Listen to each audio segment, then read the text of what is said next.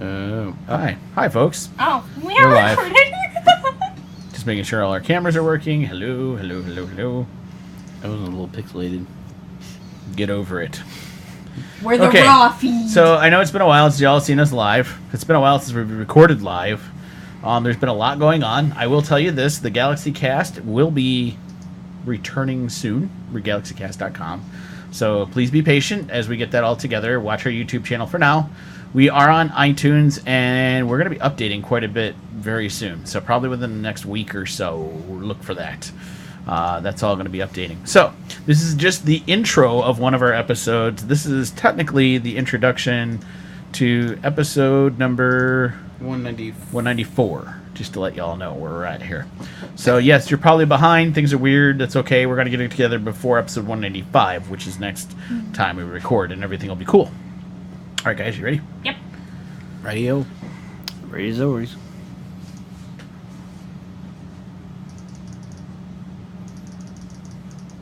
Did it start? It did start. Whoops. Marker. Yeah, right. Let's try that again. Take two. Okay. Shh. Hey, folks! Welcome to this episode of the GalaxyCast. I will have a different crew later on in the episode, but for right now, I have with me Austin and Umpty. Hello. I have Tara the Inquisitor. Hi. And I have Gary the Stud. That's me. You'll notice, and I'm Bob Christman, your host, by the way. You'll notice that Eric, the artist, is not with us, and there's a reason for that. First off, Eric is off busy doing his thing. He's off doing his chalk art thing, which, Eric, good luck with that. I hope everything is going cool with that. He's a busy man in the summertime of the year. And on the flip side of that, Eric is, being a busy guy, but he also hasn't seen the two movies we're going to talk about here at the beginning of the show, and I just thought it would be kind of unfair to have Eric sit here and listen to everything that went on in two movies that he just did not watch. That really was not a fair thing. Yeah, kind of cruel and unusual punishment for Eric. So, long story short, Eric's not here for those reasons, and we wanted to talk about two movies that let's face it, they're the summer blockbusters. There's just no way around it. At least so far, I think they are two of the three biggest summer movies, I believe, that are probably going to blow out the summer box office. What's the third one? Well, the third one is Spider-Man Homecoming, which most of us have seen here, except for you, son. Yeah, I'm sorry. Family night happened, and I had work. Yeah, okay, so. Yeah, go Fifi. Let's start off with the Marvel movie of the summer that started the summer off. I guess it was kind of a late spring, early summer movie, and that is Marvel's Guardians of the Galaxy 2. So, Gary, what were your thoughts of Guardians of the Galaxy 2? Because we went and saw this in completely separate times. I think you saw it before we did. No. Or was it the other? I saw it way after you did. You saw it way after us? Yes. Oh, it was Wonder Woman that you saw before Yep. me. You saw Wonder Woman almost the night that it came out. So, Guardians of the Galaxy 2, overall thoughts. What did you think of this movie? Good, bad? Were you kind of Or were you kind of like, this was awesome? Or were you kind of like, bleh? This was awesome. Then I got to the middle of the bleh. And then at the end, I got excited because they brought the old Guardians of the Galaxy in. Okay. So, give me the part at the beginning you thought was awesome. Like, what were you thought was cool about the beginning? Baby Groot. You like Baby Groot? Yep. If it wasn't for Groot, I don't think I'd have really paid much attention to the whole movie. I worried about that a little bit, only that it seemed like Groot became almost a focal point for the movie. There were two characters that really became the focus of this movie. Baby Groot, I thought, was one, and Rocket the Raccoon was another focus for the whole movie. And I got worried about that because the whole movie should have been bent around the idea of finding out who Star-Lord's father is. And I think that I think that took a back seat until almost 3/4 of the way into the movie, when it was finally revealed that the Ego was Star-Lord's father. Yeah, but you have to remember, Baby Groot didn't go with them to Ego the planet anyway, so he was not there for a majority of the movie. And neither was Rocket. Correct. Yeah, and you're calling them the crutch.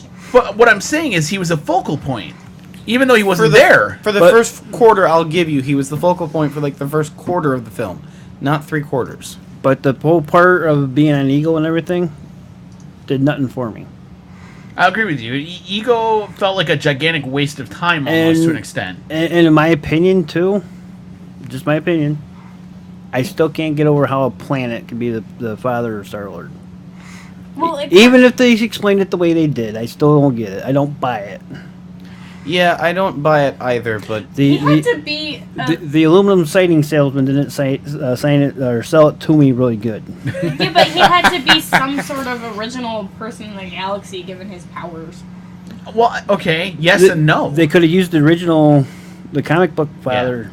I don't know who that was, so... He's technically... He was the king of... Which planet? I forget. He was the king of a planet. I know that much. That made him a prince of some sort. Oh. And, yeah. And Ego certainly did not play a role in Star-Lord's world in any way, shape, or form. And technically speaking, wasn't he related to Scott Summers, or am I mixing that up with something else? You're mixing everything up. I'm mixing it it up. all Okay, up. cool. I'm goofballing. Yeah. No, Star-Lord was... His father was a king of some planet, and that made him a prince... which made him a big deal because he was a prince of something, even though he was an Earthling, because he was half Earthling, half whatever his father was, and I forget what the official alien race was. Right. Okay. And that made him a prince, and that's eventually he finds that out. Right. Finds out he's royal. And like Ronan could hold the purple stone Correct. without dying. All right, Star-Lord could do the same. Right. Because of the race of his father. Yeah. Correct. His Okay, I father get is one of the Celestials from way back when, and they're related to the Celestials somehow, and I forget what that is. But yeah, I agree with you. I thought Ego, as his father, was a really bad crutch. Now, did I like Ego the planet, the way they did it? Actually, I didn't mind Ego the planet, the way they did it. You know, him taking human form, him falling in love with a human being, being as all-powerful as he is. That's why he's Ego. Killing his mother. Him killing his mother. I mean, like, all that I didn't mind. It's just you took away from a major character. I mean, Ego could be an amazing character in the Marvel Universe if you didn't play off this idea that he was Star-Lord's father. I think if they'd have left that part out, I probably would have liked the ending a lot better. I can agree with you on that one.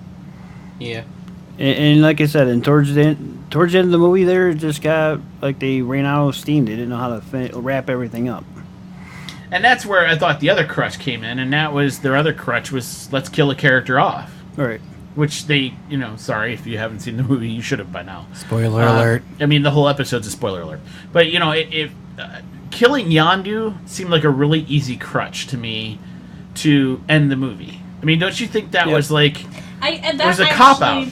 That really pissed me off because I've told the actor I hate him, and I kind of feel bad because he's a good person. Yeah, it's all your fault. You killed him off before he was even killed. Yeah. It's not my fault. It's not people, my fault. I have to explain this because if they weren't with us, they wouldn't know. We went to Atlantic City Comic-Con. No, it was Boardwalk. No, Atlantic City ACBC. We didn't go to. It wasn't Atlantic City. I wasn't at ACDC. That was all of us at Atlantic City Boardwalk Con. It was another con. It was a different con that me and you were just at. Really? Was it? Yes. Yes. All I know is you told him off. Yeah, I did. Yeah. She walked right over to Michael Rucker, was like, I hated you in The Walking Dead, and I hated you in Guardians of the Galaxy, and your characters suck. Yeah. And she walks away, and Michael Rucker looks at me, and I go, I like you. And he smiled, he goes, well, I'm glad one of two out of a family isn't bad. And I go, I don't know how the rest of my family feels, but I like you, Michael. I think you're a cool guy. He's not a bad guy from what I hear, He's not a bad guy. I don't know why I did that. I know. But- You are who you are. I about did the same thing to Sitwell, something Hernandez. I about did the same thing to Sitwell. But, I actually cried at the end of the movie because I did not want Yondu to die. I felt like he could have gone so much further. Okay, so let me ask you that. Gary, did you see that part coming, Yondu dying? Yes. Yeah? You thought they were going to kill him off? Yes. Prior to going in the movie or, like, during the movie? During the movie. Okay. I felt it during the movie, too. Of course, I knew... You can't be on Facebook and not know anything. See, I didn't go on Facebook for like 2 weeks prior to the movie, well, so I didn't... Well, it's the difference of going and seeing it like a couple of days before or after it comes out, and then 3 weeks later. Hey, I waited almost a full week or two to see it with my kids, and I did not know. I'll admit, I was a little teary-eyed when we found out that Michael Rucker's character died. I was not prepared for it. I didn't think it was going to happen. I thought somebody else was going to die, but I did not think it was going to be him. Who would they kill other than him? I really seriously thought, and this sounds, I mean, you two are going to be like, what? I thought they were going to kill Drax. I thought so, too. He's, yeah, I could see it. Remember the Family Guy episode, the Star Wars there? Yes. They got 4 of the 5 main characters on board the ship. Yes. Then we're gonna kill them off. Yeah. I guess just, so. I don't know why, but I thought they might kill Drax off in favor of, as you've pointed out, some of the other older characters. Maybe bring one of the originals back in. You know what I mean? So I thought Drax would be a good kill because then you can bring somebody else back. The thing that's weird about killing Yondu is the connection to the Ravagers. Because now, what's the connection of the Guardians to the Ravagers without Yondu around? Peter's the only one. And we really, to me, we have not established that connection between Peter and the Ravagers. Yeah. Not very well. The second in command under Yondu there. That's your I connection. guess that's true. There's a slight connection. There'll be there. your connection, and then Stakar. You think he'll be the new connection? Yeah. Do you think he's going to be... All right, so let's talk about... He's an Easter egg. He's a major Easter egg in this movie. And what's his Easter egg? One, he's Sylvester Stallone. Well, yeah. And the second He's one, Rocky. And the second one is he was one of the original members of the Guardians of the Galaxy. Correct. Yep. And as an original member, he's who? Starhawk. Starhawk, thank you. I'm trying to scroll down, but my screen won't let me. Yeah. So he plays the role of Starhawk, which, for those who are real Guardians of the Galaxy fans, Starhawk was the leader, right, of the Guardians at first? At if first, I remember yes. correctly. At first. And then later on... Major Vance Astro took over. Right. So, to have him come in and play a role in the Guardians would be kind of cool. It's going to be kind of weird, though, because I kind of feel like when you're doing this, if you do that, okay, so let's say you bring Stallone's character in. Now you're mixing generations of Guardians. Do you get what I'm saying? Like, you're getting old Guardians with new Guardians, and I don't know how I feel about that. Like, even with the Avengers, I find that they're kind of not mixing generations. But I don't feel like we fall off the screen. Don't fall off the screen. Where you feel like if you get Stallone in this part of the galaxy, good Guardians, they're also going to have to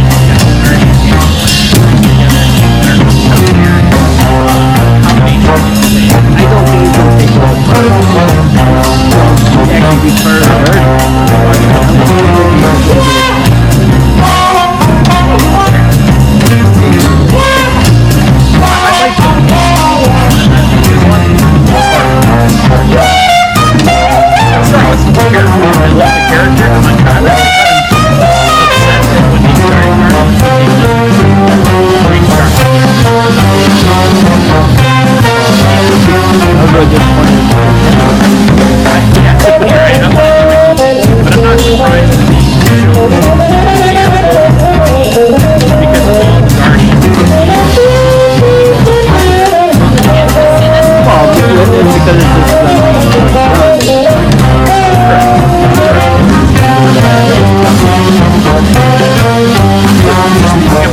What did you guys think about Yondu getting his mohawk finally? His original. I felt like Mohawk. at that We've seen countless Easter eggs in Marvel and DC movies over the years. But what about in comic books? They might not be as common as they are in movies, but that's what makes them all the more awesome when you can spot them. Superman/Batman Annual #1, Deadpool. Who is the one comic book character in all comic books that has zero restrictions on what he does, what he says, and where he goes? Everyone say it with me, Deadpool. Oh, hello. I know, right? In Superman/Batman Annual #1, an interdimensional rift opens up, gives way to alternate versions of superheroes and villains. One such character emerges as the good version of the villain Deathstroke. We never do catch his name because every time he's about to say it, he gets interrupted by a barrage of bullets or a sword through his skull. But throughout the story, this character repeatedly gets pummeled, all the while regenerating from his injuries and wisecracking the whole time. So it's not difficult to figure out who it is. After all, the creation of Deadpool was most definitely inspired by Deathstroke, so it makes sense that he should pop up as the alternate Deathstroke in the comic.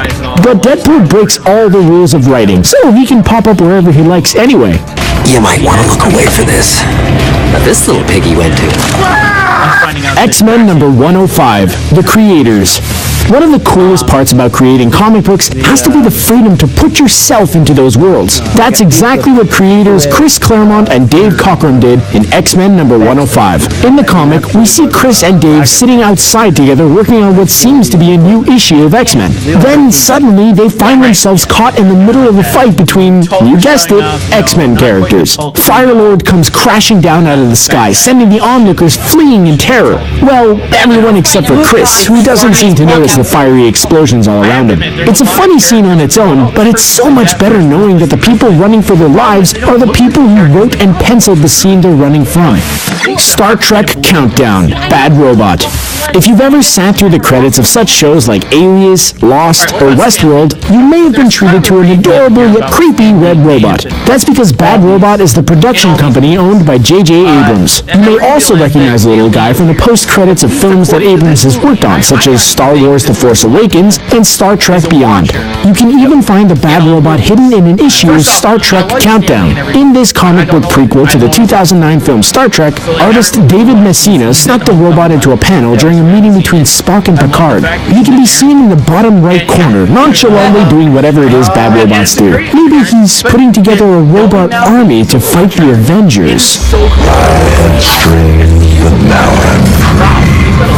The Incredible Hulk number 438, Pinky and the Brain. For those of you unfortunate enough to miss out on 90s cartoons, Pinky and the Brain was a recurring animated short first featured on Animaniacs, then later made into its own TV show. It starred two lab mice that had been genetically altered, which resulted in one becoming really smart and the other one, well, not so smart. How close are we to the ground, Pinky? It looks like a foot! They also appear as an Easter egg in The Incredible Hulk number 438. Gia Bates stands in Omnibus's lab looking at two mice in a cage and points out that the one with the big head is creepy. She asks Hotshot what he thinks the mouse will do tonight, and he replies, probably the same thing he does every night, whatever that is. This is a reference to the exchange that Pinky and the Brain have in every episode. When Pinky asks what they're gonna do tonight, Brain replies, the same thing we do every night, Pinky. Try to take over the world. Green Lantern number 25, The Simpsons movie. When Abe Simpson is seemingly possessed in church and spouting nonsense, Marge takes it upon herself to find out what it all means. She asks Comic Book Guy if he has any answers, and he does provide insight into one thing Abe said. Eepaw! He tells Marge that Eepaw is the sound that Green Lantern made when Sinestro threw him into a vat of acid. It's not exactly the answer she was looking for, but it's not far from the truth. The movie aired in 2007, and Green Lantern number 25 came out later that year. In it, Green Lantern's ring is running low on power, and Sinestro is closing in fast. As Sinestro flies over and shoots at him, Green Lantern jumps from the roof of a building and yells, Eepa! Eepa! Eepa!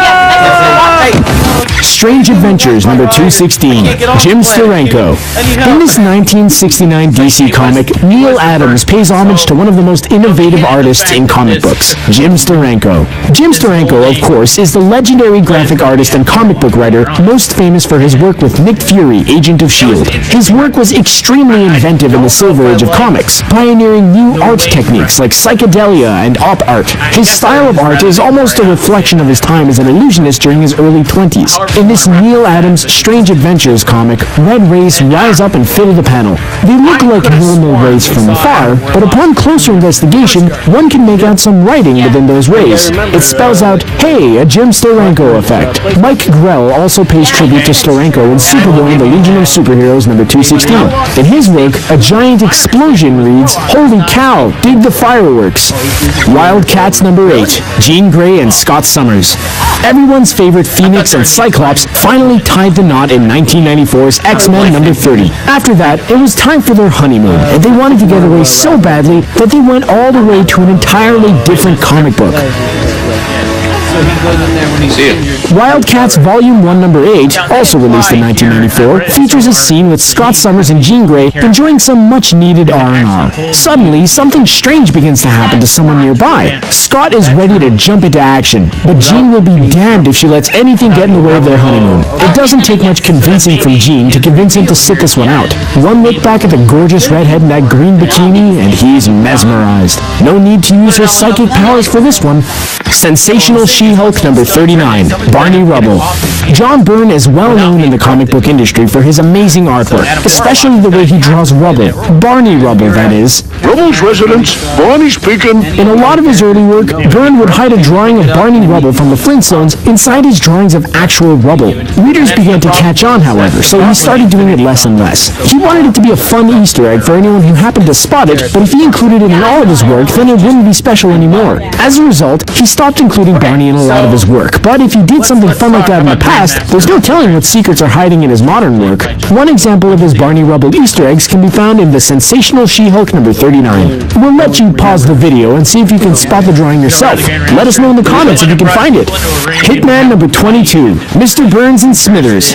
In this Hitman Christmas special, a worker at a nuclear power plant becomes exposed to radioactivity and dressed as Santa Claus begins to go on a rampage throughout Gotham City. I feel a Weird Al Yankovic song coming on. All of this could have been avoided if the owner of the plant wasn't so obsessed with money, leading him to cut corners on safety measures. The owner, by the way, looks suspiciously like Mr. Burns from The Simpsons. Well, for once, the rich white man is in control. The bird beak nose is a dead giveaway. In fact, his assistant in the comic looks exactly like Smithers from The Simpsons as well. Although it never says their names in the comic book, their dialogue and their looks all point to a Simpsons Easter egg. Not to mention the fact that they both work at the nuclear power plant. The only thing that's missing is a fat yellow guy carrying a pink sprinkled donut. Oh my god, oh my god, oh my god. Marvel Knights, Spider-Man number 1, The Office. After his first appearance in Amazing Fantasy number 15 in 1962, Spider-Man quickly became what is quite possibly Marvel's most beloved superhero. Who are you? You know who I am. I do? Your friendly neighborhood Spider-Man. He has appeared in countless comic books, hundreds of TV episodes, and of course a handful of theatrical movies, including the new Spider-Man Homecoming movie. For this Easter egg, though, we take a look back at 2004's Marvel Knights, Spider-Man number 1 comic book. As the web-slinger is swinging over to Aunt May's new apartment, we get a quick glimpse inside one of the office buildings he passes. As it turns out, it's not just any office building, it's the office building. Fans of The Office UK will recognize Don, Tim, Gareth, and the boss man himself, David Brent, all hard at work selling paper. If you're a fan of the US version of The Office, you may know them all better as Pam, Jim, Dwight, and Michael Scott, respectively. So, just 6 hours alone, just standing up, just to put the body paint on, plus 8 hours of acting, plus another 2 hours to get on the prosthetics off, to turn around and back that's for sure. It's a lot of work. Maybe this is You boys done playing? They did not have a lot of alien features. They all look They actually had like, purple pink. But now they don't. This is Kung Fu. You're not training for the Olympics. You're training for the street.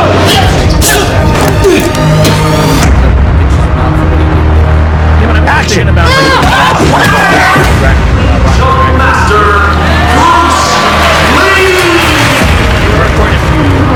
Wong Jack Man, he's leaving the Shaolin Temple to check out Kung Fu in America. People in Chinatown don't like that I teach whites. Shaolin sent Wong Jack Man to spy on me. He may be the only person in this world who can tear down everything that I've been working so hard to build up. Sooner or later, I'm gonna have to fight him. Batista knew. What does Sifu Li teach you? He teaches us to kick ass. Kick ass. Your technique is impressive, but it has one limitation. Right. You. I'm the future. You're the past. You're irrelevant, Wong. Well, it's kind of like, Fight me. I'm not making I will accept your challenge. Raised up from the ashes, never doubt us now. A new face for this next generation. No rules. No holds barred. No limits. You guys kill each other.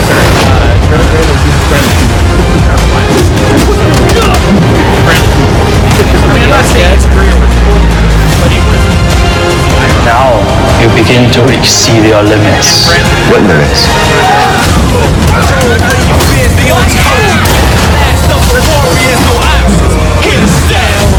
It's different. Ever show you my one-inch punch, Tony? We're going to be tracks forever. Yeah, Batista's going to be Well, it's like Chris Evans. The story of Peter Parker is known by people the world over. What is your deal? Huh? Nothing. A normal nerd gets bitten by a radioactive spider, gets some powers, and learns that with great powers comes great responsibility. If that's all you know, you only know a small part of the story, as Peter Parker isn't the only spider on the web. Let's find out if any can replace Peter Parker at what he does best, be Spider-Man. Awesome. Spider-Ham. The spectacular Spider-Ham is not a pig, but at the same time is. Confusing, isn't it? Though he didn't start as a pig, he actually began as Peter the Spider. He lived with May Porker, an elderly pig who had created a radioactive hair dryer that backfired and irradiated May. She went a bit cray-cray and bit the spider, who then transformed into an anthropomorphic pig that retained his spider abilities. Adapting the last name of Porker after co-opted ant, he becomes a hero, going on adventures with characters such as Captain Americat and Iron Mouse. Spider-Ham is definitely the comic relief of the Spider family, and being a cartoon pig for sure lends to that. As comical as Spider-Man can be, the porcine Avenger can be blown through a building, watch some stars around his head, then shake it off and come back with everything he has. Spider-Ham is what happens when you mix Spidey with Looney Tunes, and the result is good old-fashioned cartoon fun and a genuinely surprising amount of power. He's definitely popular, though, as he has been added to a new series titled Web Warriors. If it's any consolation, you'll probably taste terrible. Spider-Girl. Mayday Parker is the daughter of Peter and Mary Jane in an alternate reality. First appearing in a what-if storyline from the late 90s, Mayday, named after Aunt May, wasn't sure if she would develop powers. Her parents were extremely hopeful she wouldn't. Once in high school, those powers did indeed develop, and she took her old Uncle Ben Reilly's costume and started to fight crime. She was at first trying to keep it away from her father, but eventually letting him know what she was doing. She disappeared from the comics for a bit, but a full-grown version of Mayday entered back into the Marvel main universe during the latest Secret Wars miniseries. With all of the powers of her father, Mayday also has the best character traits of each of her parents. She's beautiful, charismatic, and just as popular as her mother. Mayday also has the brains and luck of her father. She was one of the best on the basketball team in her school until her powers developed, where she stopped to be fair to everyone else, proving that she also inherited her sense of honor and good judgment from both of her folks. You want me so bad? Come get me. Spider-Man Noir. This series is one of the darkest versions of Peter Parker. Spider-Man Noir was raised during the Great Depression by his political activist Aunt May and Uncle Ben. After finding his uncle's mutilated body, like we said, the 50s detective novel-inspired Noir had an edge. Peter decided to use the sense instilled in him that good would always overcome evil. He became an investigative reporter to find the real bad guys. Spider-Man Noir gets a place on this list because, even though he technically is Peter Parker, he's from a different dimension and timeline. His origin story is slightly different as well. He got his powers from a spider and a mystic relic, as opposed to a radioactive spider. These changes, along with the dark and gritty take on the character, more than make him a necessary addition. He has the same abilities as normal Peter, but developed organic webbing opposed to creating his own web shooters. Noir Peter prefers to use his agility and acrobatic ability, leaping from place to place. More of a parkour Peter, as opposed to a swinging through the city Pete. This version of Peter also has no aversion to guns and uses a revolver regularly. Ditching me is the best. Silk.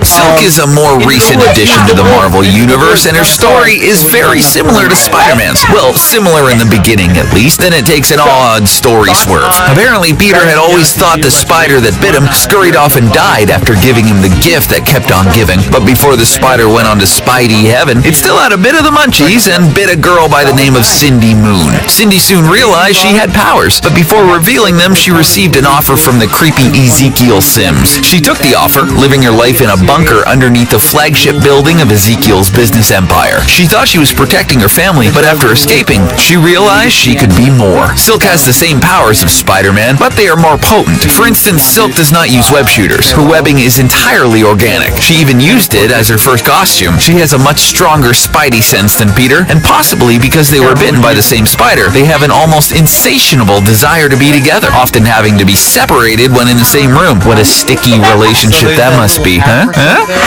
Venom.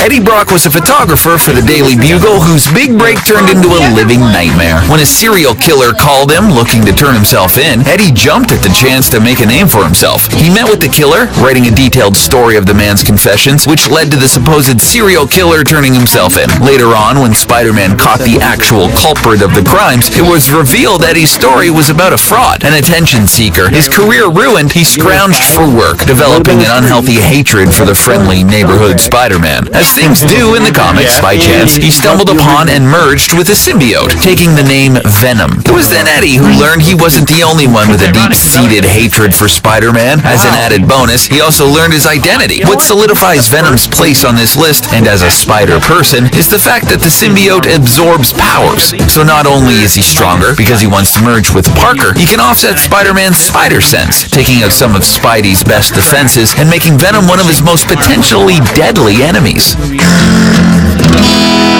Hola, ¿dónde está la biblioteca? Superior Spider-Man. Dr. Otto Octavius is one of Spider-Man's greatest enemies. So when Doc found out he was dying, he made peace and accepted his fate. Okay, not really. He made the extremely rational decision to swap his mind into Spider-Man's body and taking over his life. The man who always thwarted his plans, of course, it didn't go as planned. While he did succeed in getting his mind into Peter Parker's body, he got all of his baggage too. Everything Peter had ever been through, with the joys and pains that make him Spider-Man, merged with Ock. As Peter lay dying in Doc Ock's body, Doc made a promise to live up to his legacy, but do it better. In the Superior Spider-Man series, Ock did become better than Peter in some aspects. He went back to college to get Peter's degree, mostly because he refused to be called anything other than Doctor. He also created Spider-Bots, which would patrol the city and send him alerts, so he could decide if a crime warranted his attention. This more methodical, yet more savage way of being a hero gave Ock something Peter always seemed to be at odds with, having a personal life. Spider-Gwen.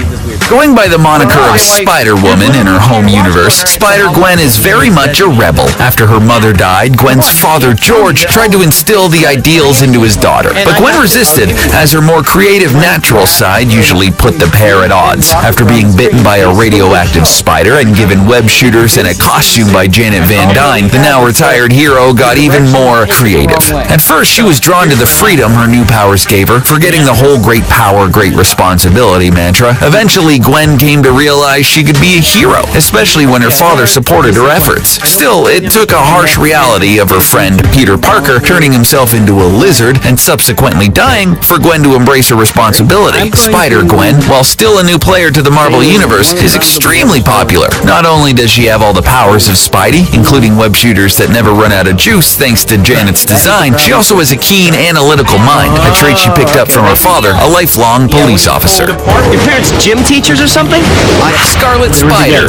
Kane as the Scarlet Spider was a character long in the making, the original clone of Peter Parker created by the Jackal, his first of many attempts to clone Peter. After some time, Kane began to deteriorate, but survived and started hunting bad guys. His costume of choice was a sign of the times, resembling Spawn, who was all the rage. Over time, Kane would wind up in Houston, converting to heroism and taking up the mantle of the Scarlet Spider. His main prey were human traffickers, and Kane did not have any issues spilling blood. In addition to the normal spider powers, Kane also had a healing factor from an augmentation in his DNA due to the cloning process. Plus, his own organic webbing that emits from his forearms. He also has an immunity to Spidey's spider sense. His strangest power is called the Mark of Kane. After defeating an opponent, he would burn a mark into his victim's face. Ouch. He also has two retractable claws similar to Wolverine called the Sting of Kane. Due to the flaws in his genetic makeup, Kane does not look like an ordinary human, his skin covered with a web-like mass of disfigured scars.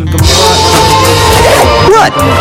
Spidey clone. Ben Reilly was supposed to be the perfect clone of Peter. For a while, the two of them believed Ben was in fact the original and Peter was the clone. Well, our minds were blown. After taking advantage of the confusion, Peter got the idea to embrace fatherhood and decided to stop being Spider-Man, letting Ben take over in his stead. Even though Ben completely believed himself to be the original web slinger, he still sacrificed his own life in a battle against Green Goblin to save Peter, which answered the question of the real Peter as he dissolved into dust, proving Peter to be the original, but you can't keep a good clone down. Ben had matching powers to Peter, with an intellect to match. Ben's biggest accomplishment was his newly assembled web shooters. Ben's version of the famous piece of tech also includes impact webbing, tracer discs, and stingers coated with a paralyzing agent. These modifications make Ben's web shooters much more bulky than Peter's, which is why he wears them on the outside of his costume. Ben recently returned to the comics, first as the quasi-villainous Jackal, and then once again stepping into his old Scarlet Spider duds.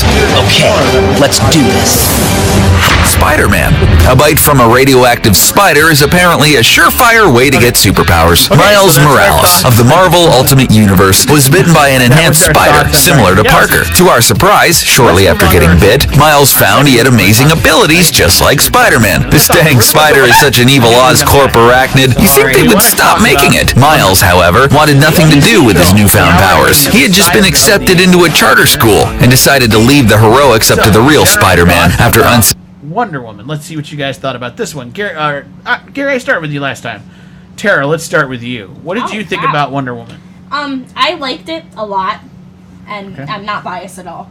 Especially not as a woman. Absolutely not. She was a really kick-ass character. Like, they did it right. They could have done it so bad and terrible, and they actually did something right. So you believe they did Wonder Woman some serious justice? Yes. Here. Okay. Austin, what do you think of Wonder Woman? I have to agree with Tara. It was a really good job. I imagine that they've done 4 rewrites on that script already. I could see the work put into it. After what was the craptastic Batman versus Superman Dawn of Justice, Wonder Woman got me back to hoping that DC can pull it off. I'm still leery about Justice League 2, but Wonder Woman gave me a little faith. Justice League 2? There was a first Justice League. Yeah, Batman vs. Superman was the first one. I'm sorry. It basically was. Sorry, I just had to pull that out. I'm sorry. That's what she said. Gary, get out of my head. Okay, so we've been watching The Office lately too, so that kind of helps. All right, so I liked Wonder Woman. I thought it was actually a fantastically well put together movie. I was kind of like, how does DC put together Suicide Squad, Superman versus Batman? I mean, they're all like gigantic pieces of turd, and then you turn around and you put this out there. Tara, I don't get it. I don't understand how you can put out craptastic stuff, but then turn around and put out this amazing product. And it tells me they put all the eggs in one basket. Was that a good thing or not? I don't know. Maybe. Gary, what were your overall thoughts of this movie? It was bad. Shh. You're talking about he was talking. Now you're interrupting. Sorry. I like the beginning. Okay. I hated the end. Really? Yes. Okay. Why didn't you like the ending? They didn't know how to wrap it up. I guess that's true. They brought Ares in. Okay, well, I knew Ares was going to be a bad guy in it. It should have been the Nazi guy. It should not have been the Ludendorff, the guy from Harry Potter. Yeah, Ludendorff. I don't know who the character is. So. Ludendorff is the one you wanted it to be, Sir. Austin. I don't care. The guy from Harry Potter. He totally lacked in convincing me that he was the god of war. I guess that's true. Yeah. And then to come to find out, is she Zeus's kid, Ares' kid, or is it a combination of both their kids? I thought they made it pretty clear that she was Zeus's kid. Yeah. At the beginning. Yeah. They made it very clear. At the beginning. Yeah. Then when you got Ares talking to her, it muddled everything up. But he called her sister. Don't matter. Gods and goddesses are brothers and sisters. Well, I disagree. I don't think it muddled it up. I think Ares is playing with her head. She doesn't want her to know that she's Zeus's daughter, because let's face it, if you knew tonight you were Zeus's son, all of a sudden you'd be like, I'm invincible. I think she was trying to avoid that character, Diana, from becoming that way. Because you could potentially turn into that self-righteous, well, I'm the daughter of Zeus, hear me roar kind of thing. And to me, that speech was actually to keep Diana from going that direction. That's the way I looked at it. I looked at her as trying to bring her back to reality a little bit before she had found out she was Zeus's daughter, but now let's bring it back a little bit and let's give her some reality. Yeah. And keep her from getting a bloated head, having an ego. Ha ha ha ha ha ha. I don't know. That's the way I saw it. I don't ever remember Wonder Woman at all ever having a bloated ego. No, but I think the worry was about her having a bloated ego. I mean, that was the whole beginning of the movie. She's Zeus's daughter. They kind of kept it from her. Well, because was also, the fear that she would that would take everything on herself, you know? I understand what you're saying there, but her mother didn't tell her that she's Zeus's daughter because of the matriarchal society that they're in. That too, okay. Right. That's why there's not any, she's the only young kid on the whole island. Right. Yeah. All right. There's no other kids. I guess I never realized that, huh? Just a bunch of women. And her mother tells her that I molded you out of clay. Right. I think also... But I mean, come on, parents lie to their kids all the time about stupid stuff like that, you know? I think also she didn't tell him that she's Zeus's daughter because they did kind of mention in the movie the more powerful Diana became, the more the shield around the Amazon was broken. So the more that Ares could find them. So let's talk about that. What about this idea that the island is separated from the rest of Earth? Now, okay. The problem I had with that whole thing? Yeah. You got the Nazis coming in after Steve... Well, no, not Nazis. The Germans coming in. Right. After Steve Trevor. Yep. And they confront the Amazons. Or the Amazons confront them anyway. Big battle. One of them dies. No. Soldiers die left and right. There's a boat still out there in the water. Yep. Where'd it go? Yeah, I guess that's true. I thought the same thing, too. There's no explanation. They found this mystical island, and nobody from the boat radioed back to tell them about this place? Yeah, radio back, or even if it sailed away, why wouldn't it kept the coordinates that they had? Right. So they could unless Zeus smited it down with some lightning, who knows? I'm just saying. There could be that weird explanation. And does anyone know if they... because it's not mentioned in Batman v Superman, is Themyscira discovered, or is it not? It's not. It's No, not? it's not. Oh. Not officially. I mean, it is by Steve Trevor. Yeah. But he's dead. But he's dead now, so Yep. there's anybody would have any knowledge other than Wonder Woman. Unless the Enterprise teleported them out of the airplane. Okay, so let me ask you that question. How about Chris Pine as Steve Trevor? Did you like him in that role? I mean, there were a lot of doubts about whether he could pull it off. Now, before I go any further, I did enjoy the movie, just I didn't like the ending. That's all it was. Okay. Chris Pine, I thought, played a good role. Yeah. Gal Gadot knocked it out of the water. I gotta tell you.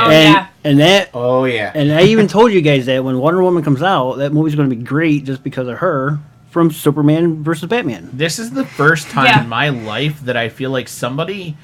I want to give props not just to Gal Gadot, but to the directors and the writers here. For the first time, somebody figured out how to handle a female lead. For the first time. So when writing a female character, look to Wonder Woman. Well, what I'm saying is they weren't afraid... They made her kick ass. They didn't make but, her too feminine. Right. But they did and they didn't. They made her feminine, but not so feminine that she couldn't kick butt. They didn't make her butch, and so butch that she didn't feel feminine. Do you get what I'm saying? Like, there's this weird line you have to walk when you've got a female heroine like this, that you want her to be female, but you don't want her to be too female, and you want her to be kick butt, but you don't want her to be butch either. So you got to walk this weird line. My favorite and part these writers and directors figured that out.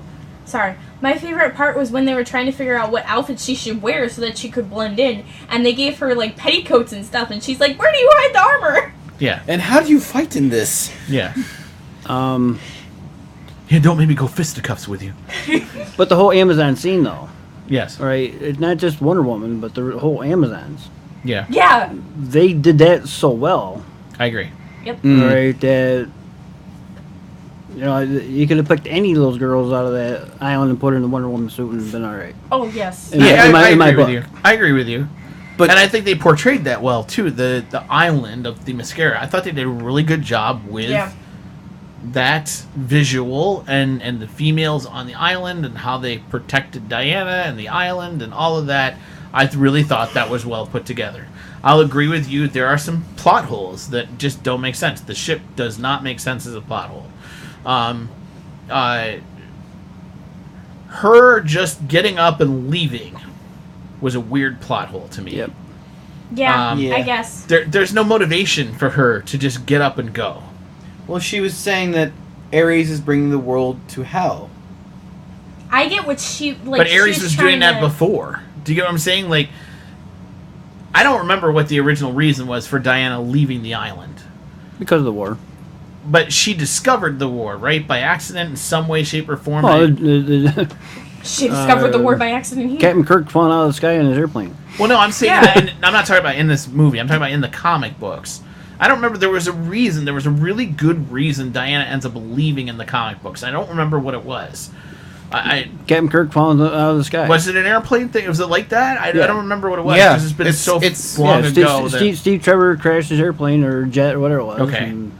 But I didn't get that.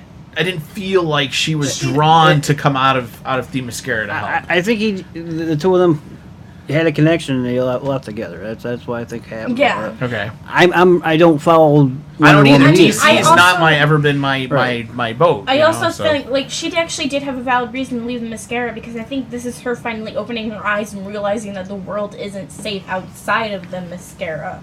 Like, but then all the more reason not to leave Themyscira. Do you get what I'm saying? But she wants to help. It's safe here, so why would I leave here? But she wants to help. Like she's so I get that. Like selfless. She wants to help. Maybe they weren't good at portraying that, and then maybe that's my problem with this because like that didn't seem. I didn't see the motivation there. The way I kind of saw it was her mother kept sheltering her, so much so that she's like, I gotta go see the outside world, and she just left, as any rebellious teenager would. Actually, I think maybe it was they had a contest to see who's going to be the person they sent out to the man's world. I think you're right. And she won it. Right, correct. That's what I thought. There was some sort of reason that she ended up leaving. But again, it depends on which version, interpretation, whatever you're believing. Now, the question I got for you. Yes. Jenny from Forrest Gump. Yeah. What do you think of her? You're talking about Robin Wright? Yeah. As Antiope? The mother. No. Yeah. No, the trainer. No, she was the trainer. Oh, the trainer. That's. Okay. I was impressed with her. I didn't look until I got out of the theater that it was Jenny, and that shocked me a little bit because she did not. She was such a meeker, humble little character in Forrest Gump, and to almost 180 it into this role, I thought it was actually kind of cool to take Jenny and make her this kick butt trainer. It gave me more respect for her as an actress. Yes, I will give you that. It did. Mm. It showed me she has more to her ability in acting than I originally thought she might have had, and I actually kind of appreciated that fact that she definitely had more to her acting abilities than I thought anyway. Yeah. Now the next question I got for you guys. Sorry for taking over your podcast. Oh no, you're not. No. You're part of the team, dude. The team in Germany. Okay. What'd you think of them?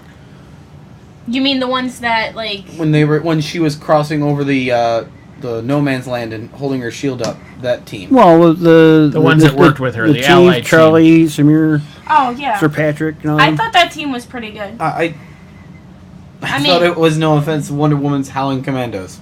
Yeah. Basically. What do you think, Bob? All right. So part of me wants to believe that's a really cool team. But my historical side said no way. Okay.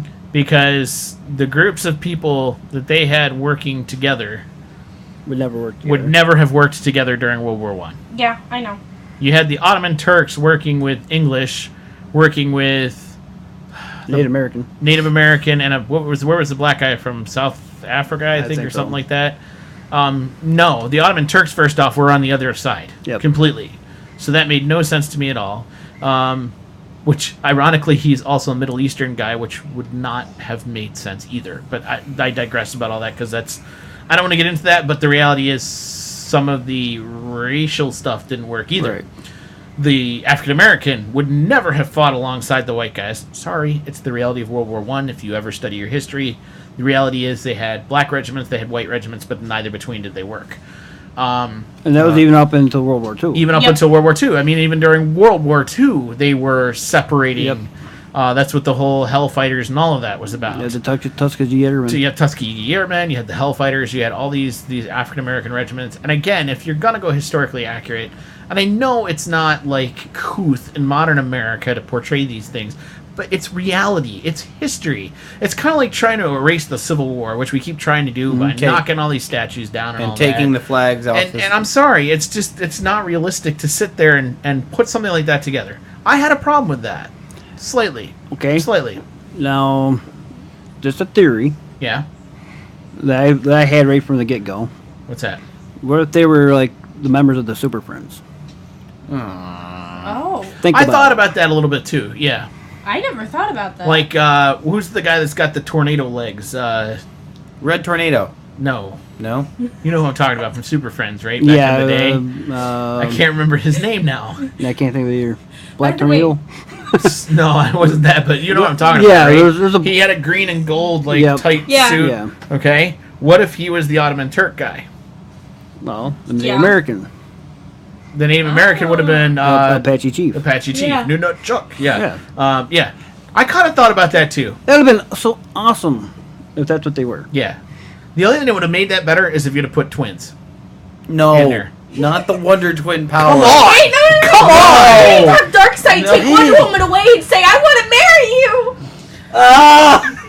you! No, well, we can put that in later. Trust me. No, I'm serious. I think they're definitely seriously thinking about putting Darkseid in. Calm down, guys. Yeah. Really? Loud. I loved it. Well, they watched the 1990s Super Friends movies. I want Wendy and Marvin and Gleek. Gleek? Okay. Who? The stupid monkey? Mm-hmm. Good. I love the monkey, though. See, I would have... The Wonder Twins would have been awesome.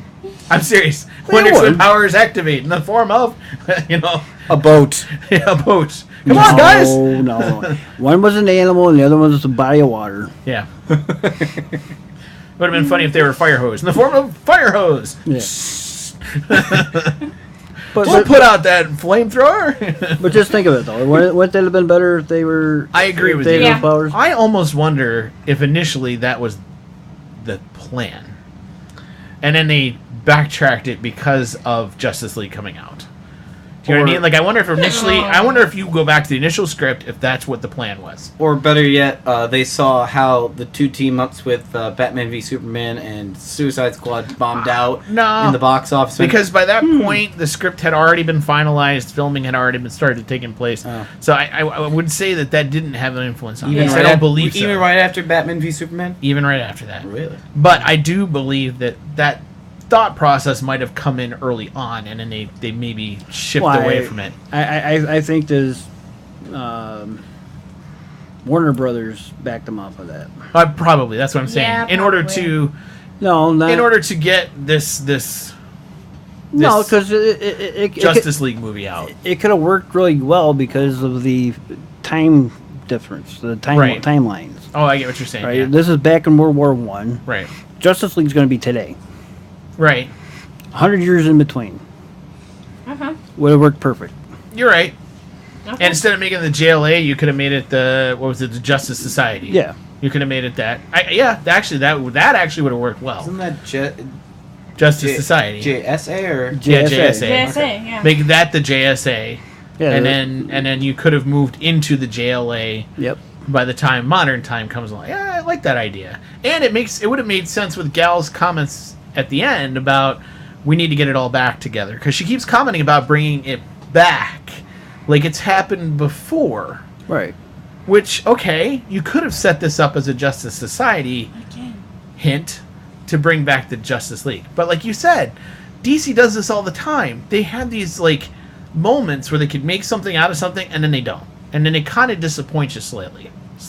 Well, they have all these references on the TV show side. Like in The Flash, the background metal poster of gold, you swear that there's a Justice Society. You know what a good series statue in was? Smallville. You know what Smallville did? Tied in every single DC thing ever. Well, I still say, and well, I'm gonna get shot for saying this. Were it not for Smallville, none of what we're talking about right now would exist. Yeah, probably. Because Smallville kept it alive when everything else killed it. Yep. Austin, you ever watch Heroes of Tomorrow? I know. I'm a little behind. I know that Justice Society popped up in that. But they play a major role in it. They play a major role in Heroes of Tomorrow. I've heard about that. But I also know that in the background of Flash, in the police department, there's a statue photo thing. And don't think that all of that isn't tied into Heroes of Tomorrow. That's all part and parcel of the same universe. Okay, Don't and get caught up. And you do. That JSA group, what timeline were they from? World War One. No, 2. Sorry. World War Two. World War So II. they could have had. They could have had that pre-World War II group. You're right. Oh man. Okay, I so swear it was World War II. I'm not crazy. what? I swear this took place during World War II. No, World War One. World War One. World War One had trenches. World War II, they did not. I'll tell you why it's World War One. Right. I'll tell you why it's World War One on multiple levels. First off, the tanks were the big old boat tanks. Okay, if you really paid attention, that's what they were. They were using doughboys in the American trench. Those were only used during World War One. They were retired by the time they got to World War II. They were also using the what was the name of the helmet? I always forget the name of the pit helmet. No. Pith helmet. Well, the British were using pith helmets, but the Americans were using the.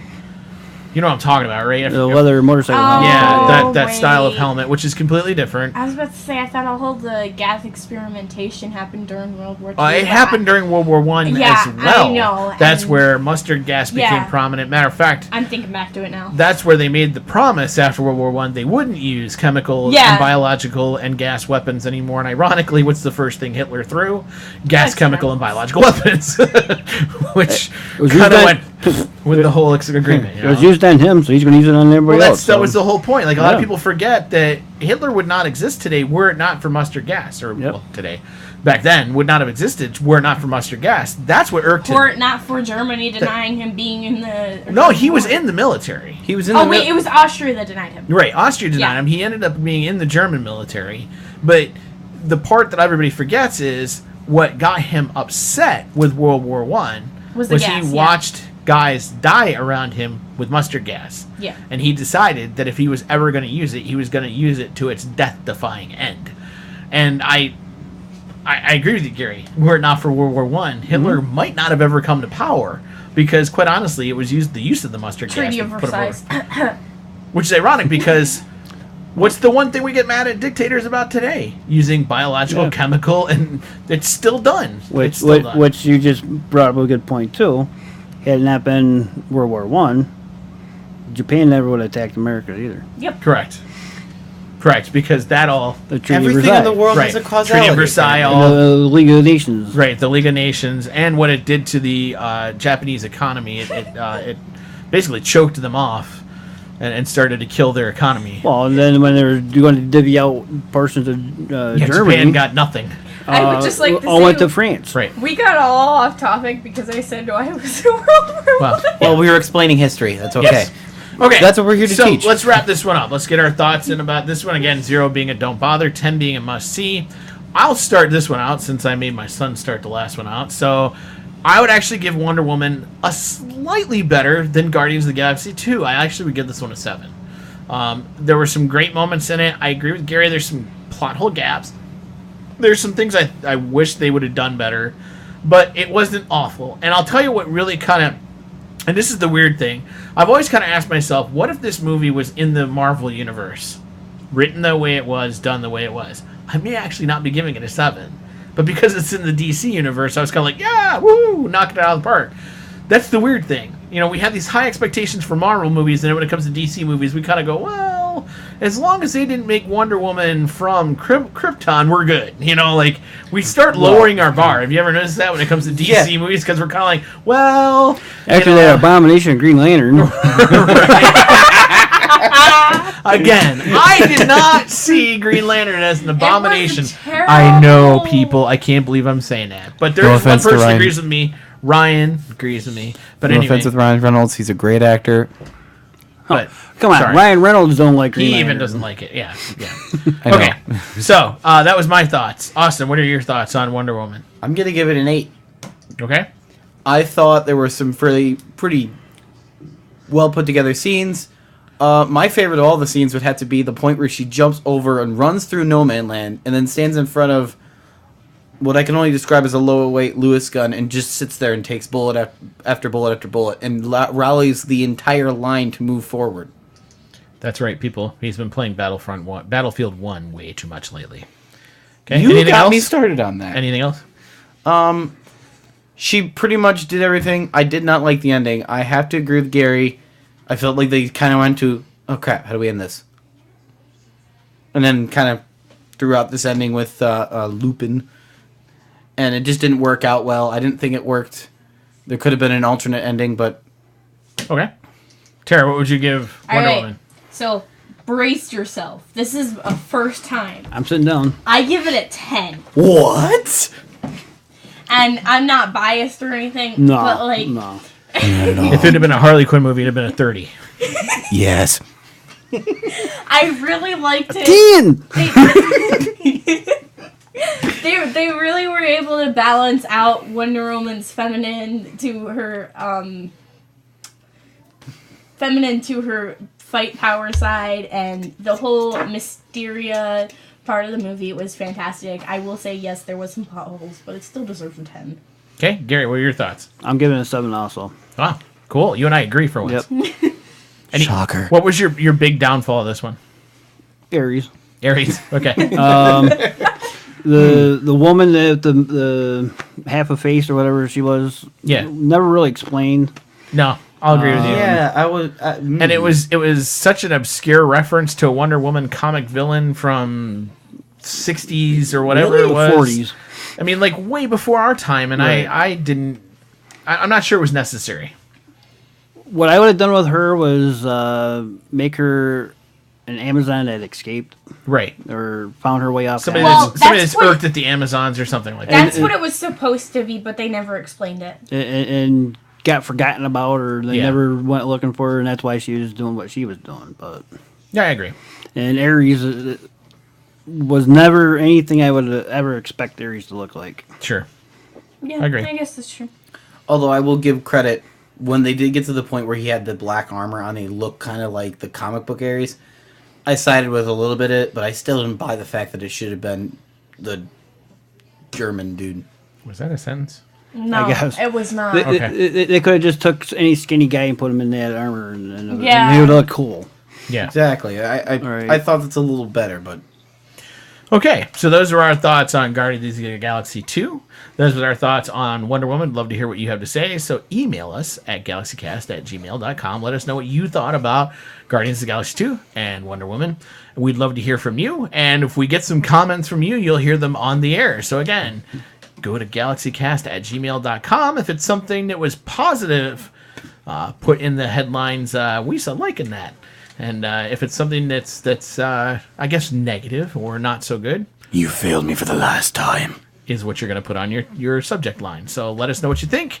And we'll be back in just a little bit to talk about the last episode of Season 3 of Star Wars Rebels. We'll be back in just a bit. So how crazy is this going to be when Eric's not here, or Eric's here and I'm not? No matter.